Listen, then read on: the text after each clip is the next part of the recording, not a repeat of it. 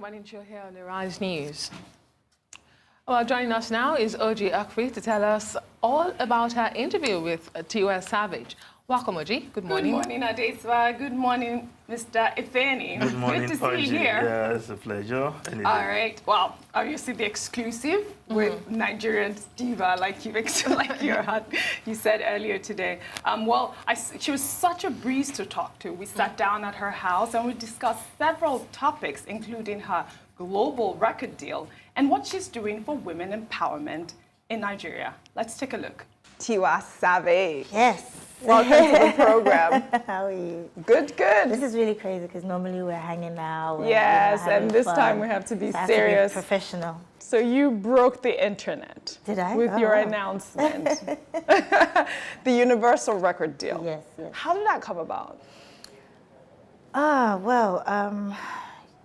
think it just, it's like a natural progression in most artists' career when you conquer your country, then your continent, and then, the next thing is world domination. And a few labels had approached me and we had meetings with a couple of them. And towards the end of last year, I believe, Universal seemed really, they seemed to get my brand and my vision. And we went back and forth, obviously, with lawyers. And I'm happy with the deal I got because there were certain things that I was fighting for, and I got it eventually. Oh, well, tell us really in detail what the deal is about. I know that they will be releasing your music to about 60 different countries. Talk to us about that. That's huge, To be Tiwa. honest, I can't really go into detail because it's a contract, it's a legal document. But it's an artist deal, and basically it's having the opportunity to be able to, like you said, distribute my music to over 60 countries and just being part of that engine, the Universal MusicGroup Global, being signed to a label with the likes of Rihanna and other, huge A-list artists internationally. So it's just having that opportunity to have Afrobeat music, having the same opportunity that other genres have. Yeah, and you often describe your music as Afrobeat. A lot of music connoisseurs will disagree with you on that one. Really? Yes. So what is it? I don't know. I mean, is that really your genre of music? Afrobeat? I mean, I think it's Afropop. It's Afro. Yeah, Afrobeat, pop. Afropop. I tend to, want to call it Afropop because, it has a lot of pop influence, also with R&B and soul, and that's my background as well. So I think Afropop might be a more befitting name. Afropop. Yes. Yeah. And I see that you've collaborated with a bunch of people, even globally. Talk to us about that experience and what it has brought for your music and all of that. If you had asked me this maybe 10 years ago, I would have been like, oh my God, I got to work with this. And I still feel that. But because of how much our genre has grown and how it's been accepted across the world, I feel like they're my peers. So it's more of a real collaboration. It feels genuine. It feels real. It feels like a real vibe of two worlds coming together. So it's really, really interesting and exciting. Yeah, I can see that. I mean, I saw the one that you did with the recent one with. What is his name again? Omarion. Omarion. Yes. That was gorgeous. I mean, how did that come about? Do you know him personally? Or? No, I mean, now I do. Well, I don't want to say personally, but I do have his number. Sex symbol. In case anybody's, requesting. But, he's someone I grew up listening to from B2K. And I was in LA just recording, finishing my EP at the time. And someone who knew me and him hooked us up together. And we were, in the studio, and he heard the song and he heard a bunch of records, but he particularly liked that song. It was natural. He told me to send him the instrumental. He sent me his verse back. It was incredible. We met up in London. We shot the video, and the rest is history. All right. So there's this Universal deal. Does that mean that you are broken up with Mavin Records? Legally, my contract is done with Maven Records. So yeah, if you put it that way, yes. But I am always going to be a Maven. They're family. Don Jazzy was just in my house a couple of days ago. We were just, you know, watching videos and movies. I played in some of my new stuff. He played me some records, and yeah. So I mean, yeah, contractually, unfortunately. Contractually, yeah, but there are possibilities that you will probably still collaborate with. Oh, them. I will always be working with Don Jazzy. He's, to me, one of the greatest producers ever, and not just in Africa, just period. So we're actually still working on music right now. Yeah. All right. So, you know, I know that you're from your story, you started off in America and you had to come here. And how did you, what was the strategy behind breaking into the Nigerian market? Oh, there was actually no strategy. It was just, I was in LA at the time, living, writing songs as a songwriter, and I was mainly writing pop songs and R&B songs. And I saw what was going on in Nigeria with Mo Hits, with P Square, with Two Face, and it was incredible. I used to listen to the band and Wande Cole, but I saw that there weren't too many females. Yeah. So I thought, yeah, I'm gonna go back and I'm gonna represent, you know, the women. And then when I got here, it was just like so difficult at first. You know, I had the strong accent. And everyone was like, what is she saying, Joe? What is she singing? You know. Of course. And, you know, we're coming with this, you know, fierceness. And, you know, they're like, what, she's wearing bomb shorts. Hey, like, this one cannot perform on my stage. You know, so I was faced with a lot of that culture, you know, culture shock. And so there definitely wasn't a plan. But I had to adjust quickly. And you know, I'm Nigerian, even though I've spent most of my life outside of Nigeria. I'm still a Nigerian woman. I'm still an African woman, yes. And so I had to just, you know, rebrand a little bit, change my sound up a little bit as well. I had to incorporate a lot of the Nigerian sounds into my music because I know Nigerians love to dance. So you know, I just had to switch up a few things here and there, but essentially my voice is still the same. My core in terms of my music is still the same. It's just maybe the rhythm is a bit different, just to tailor to the market. So going back to that culture shock, and I know that people still have that with you. You are so expressive with your way you dress, with the way you dance on stage, and obviously your tattoos and all of that. And I'm sure that you still go through that culture shock. How do you deal with that? I think people are just used to me now, so I think they know that they can just expect craziness when it comes to Tiwa, and I'm not really doing it to be controversial. Okay. You know, to be honest, I'm really just doing it because of the art. This is who I am. You know, I wake up today and I want to have a piercing, and I get a piercing. Or you do have a piercing. Yeah, I'm thinking of getting more, and I'm not going to tell you guys where. I can imagine. Yeah. And I want to do it. I want to wear, you know, get some more tattoos. I'm actually trying to get a full sleeve. Wow. You know, I want to dress a certain way. I want to take my shoes off on stage when I'm performing because I want to be free. I want to give a great performance. You know, I don't want to be limited. You know, I'm really a tomboy at heart. So sometimes I just don't want to wear a dress or like whatever. I just want to be free. I want to do the zanku. Yes. You know, so, and it's all for the love of the art. Yeah. It's not really to be controversial, to be like, yeah, they're going to talk about me today. It's absolutely never, that's never the reason behind it. Yeah. And I think Nigeria is becoming or I think they do realize it, because I'm seeing other female artists pushing the boundaries now, and you know, they're not taking no for an answer, and they're being themselves unapologetically, and that's great, you know. And so that doesn't worry you at all anymore. You just like go it and you're going through with it. Listen, as long as my bank account is not affected, no. Okay. All right. Not worried. All right. So, you know, you seem to be the voice for the African woman in the music industry. So what have you done so far to push female artists forward? I also see that you have a huge, you know, a dance group made up of all female. Yes, and you also performed in London recently with an all-female cast with all-female DJs as well. Yeah, I did. Yeah. I mean, my band was still men. They snuck on somehow.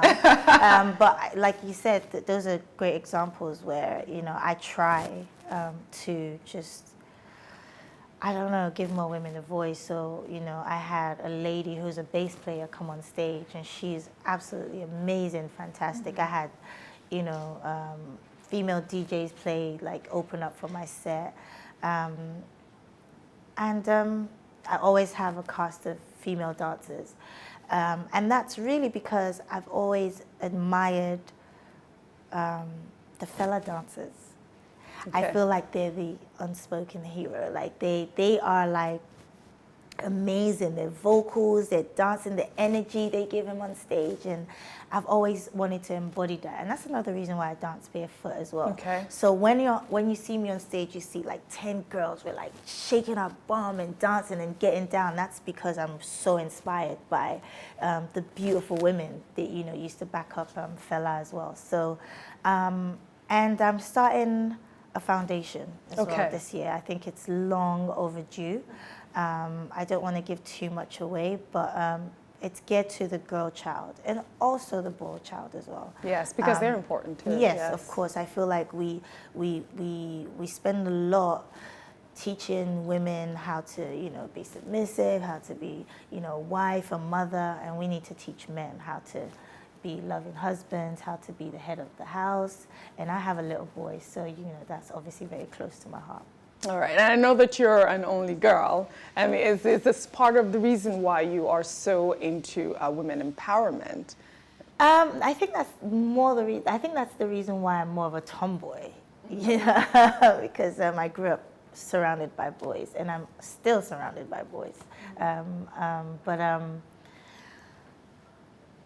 I think it's just something that's just in my heart. Just moving back to Nigeria and seeing how women don't seem to have a voice a lot of the time. Like, you know, if your marriage crashes, it's the woman's fault. Yes. If you are molested or something, they'll say, why did you dress that way? You know, so those things are really, they really touch my heart. And it's not just African women, it's women in general. Yeah. But of course it's more prominent here. In Africa and in Nigeria as well. I know that you have experienced one of the things that happened in, you know, your long relationship. Yes. And I know that maybe that's one of the reasons why you're, you know, doing what you want to do for your foundation. I wasn't expecting the kind of backlash that I got at the time. But, you know, everything happens for a reason. It made me stronger. Yes. And it allowed me to tell my story. And I saw that a lot of people had been going through something similar, and even some of them even worse.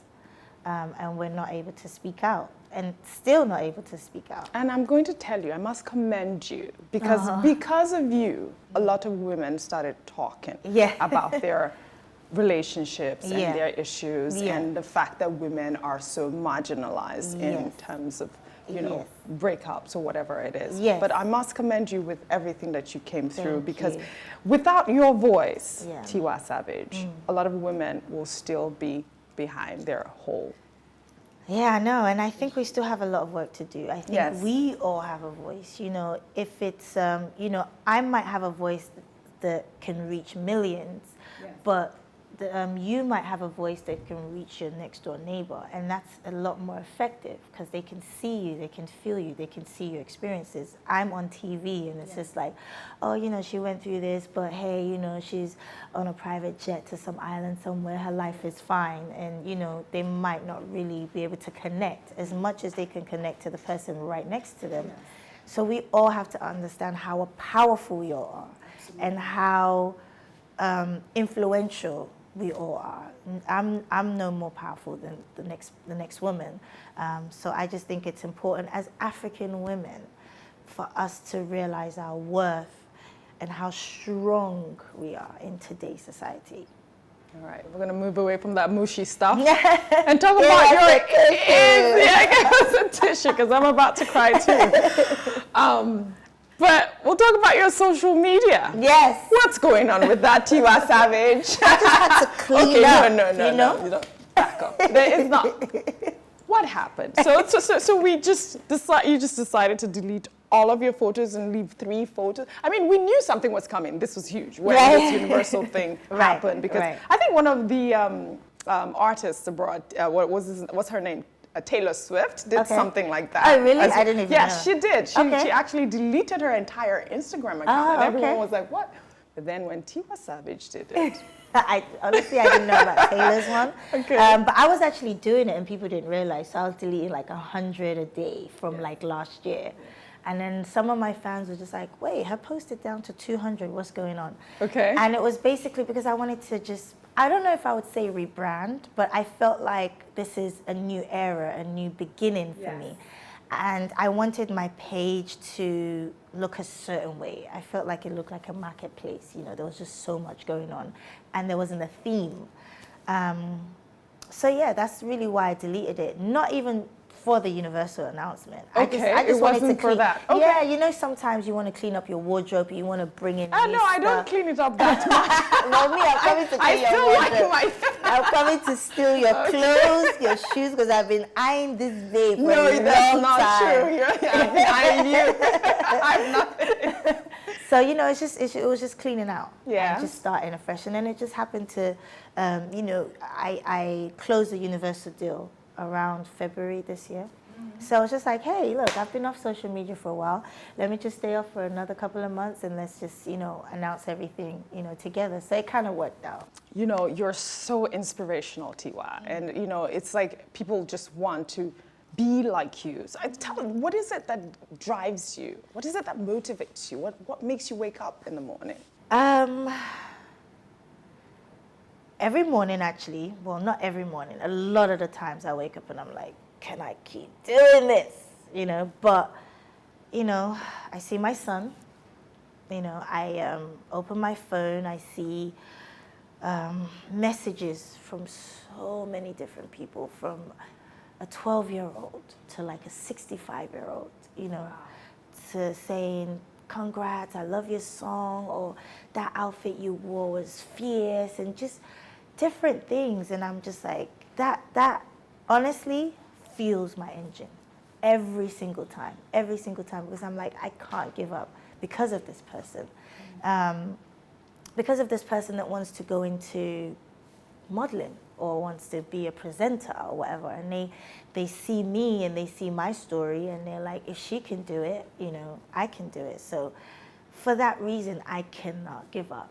And so that just gives me the energy every day to just keep pushing and just keep breaking boundaries. And you know, with life, when you break one and you get another one, you have to remind yourself, like, you know, when you looked back at the other one that looked so impossible, you just have to remind yourself that, you know, with God, this is possible. So now it's like a breath of fresh air when I see a new boundary or I see a new challenge. Like, it's like, I'm going to, even if I have to wait till I'm 85 with my walking stick, I'm going to break this boundary. So Tiwa, you know that I did this research, and everything I see is that you are such a hard-working woman. I have not seen any other comment that does not describe you as that hard-working woman. Yeah. And you know, they tell me that you get up and you're like, you stay up late and you're so excited about work. Yeah. You know, and I must commend you for that.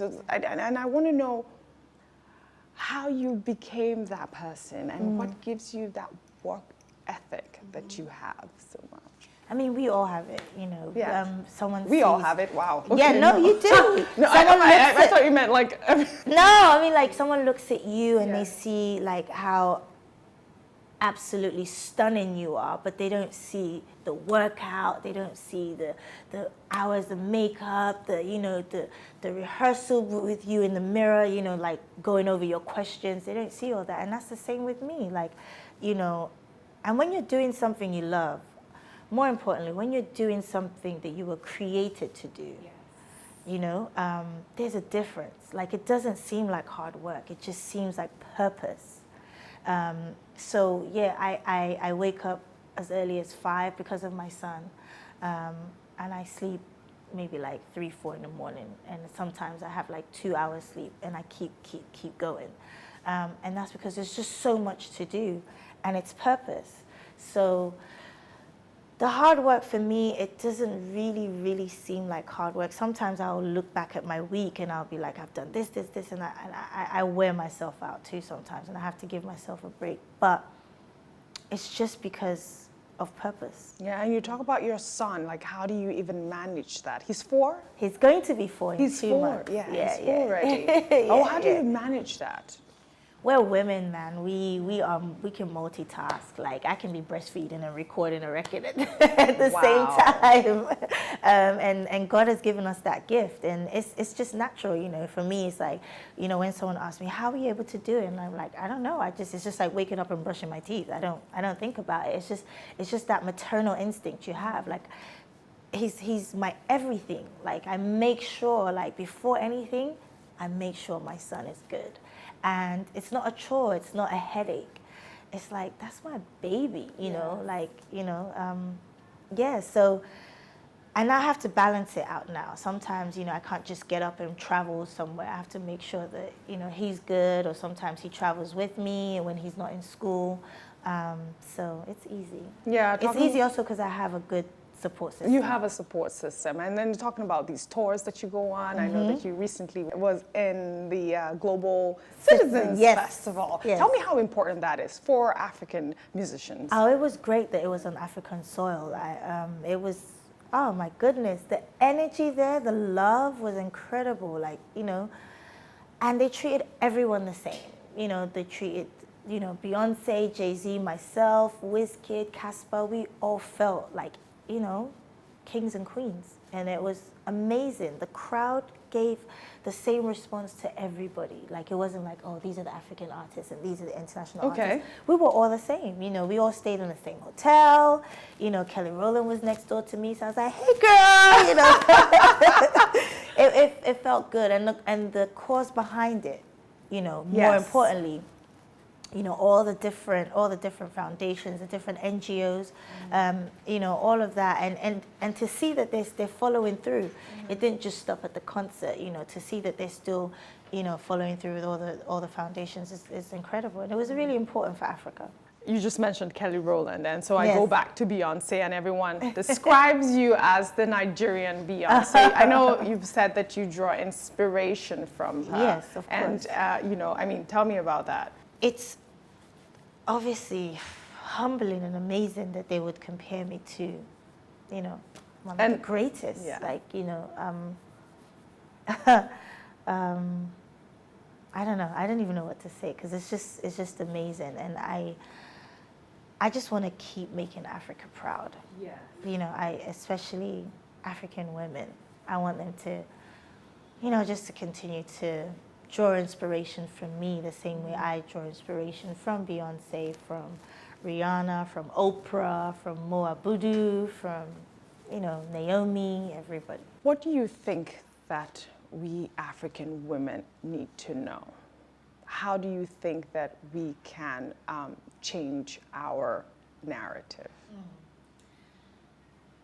I think, honestly, all we need to know is that we are good enough, and it starts from us. I don't even think we need anything else from outside, or, you know, I mean, we need laws to protect us more. You know, that's obvious, but I think it starts from here. I think we need to know how strong we are, how powerful we are, how beautiful we are naturally. You know, because we're so influenced by, and you know, I suffer the same things. Like sometimes I feel like if I don't have my long weave, and you know, I don't feel beautiful enough, you know, with my natural kinky hair. And I'm starting to embrace that a lot more these days. I'm starting to embrace my complexion a lot more these days.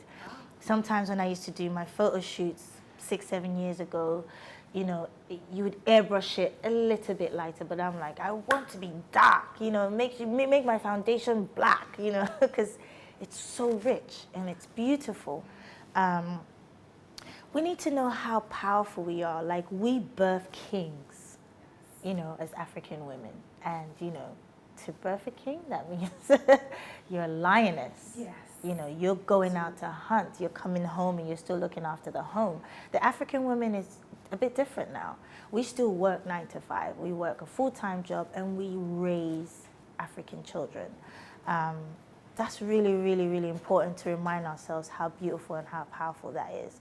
And that's one of my roles, to reflect that and to also remind African women how beautiful that is. What's next for Tiwa Savage? What is next?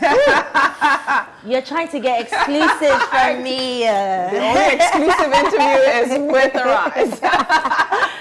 Oh my goodness. I'm not, you know, a lot of people were congratulating me, like, you know, make sure you don't change, you know, and that's, I'm not going to change. I'm still going to be crazy. We love Tiwa Savage crazy. But you could just expect a